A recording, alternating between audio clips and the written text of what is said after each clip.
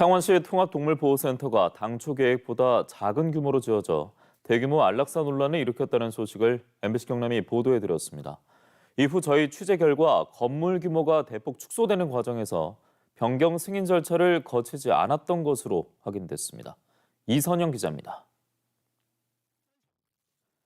반려동물을 위한 지원센터와 통합동물보호센터 2개 동으로 건립된 창원 펫빌리지는 국비와 도비 1296여 원이 투입됐습니다. 동물보호센터는 창원과 마산 진해보호소의 유기견들을 한데 모으기 위해 지어졌습니다.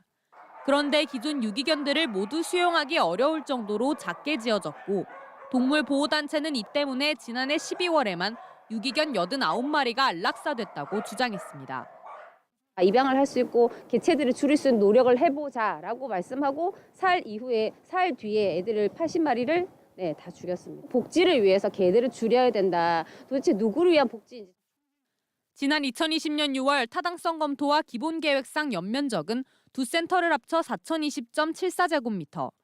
16억 원을 지원받는 국가균형발전 특별회계 사업에 선정된 이후 여러 행정 절차를 거치는 동안 연면적이 800제곱미터가량 줄었습니다. 지원센터 공간은 일부 늘어난 데 반해 보호센터는 1078여 제곱미터 줄었습니다.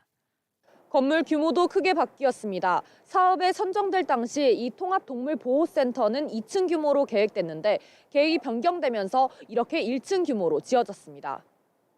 그러나 이 같은 계획 변경은 승인 절차를 거치지 않았습니다. 사업을 주관한 농림축산식품부의 사업 시행 지침에 따르면 세부 사업 시행 계획이 변경되면 상위기관, 즉 경남도의 승인을 받아야 하는데 창원시가 이를 지키지 않은 겁니다. 당초 계획했던 것보다 현저히 수용 능력이 떨어진다든지 전체적인 시설 구성 자체가 바뀐다든지 층수가 바뀌거나 이런 경우도 승인을 받아야겠네요. 당연히 이제 승인이 있어야 되는 거죠. 왜냐하면 이제 축조 계획 자체가 창원시는 경상남도의 사업 추진 상황을 보고했고 이는 승인이 된 걸로 봐야 한다고 주장합니다. 준실직을 제출해라 해서 제출했잖아요.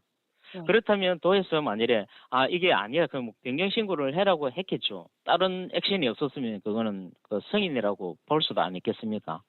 경남도는 사업 변경 관련 지침이 모호해 해석의 여지가 많다며 지침 개정을 요구했습니다.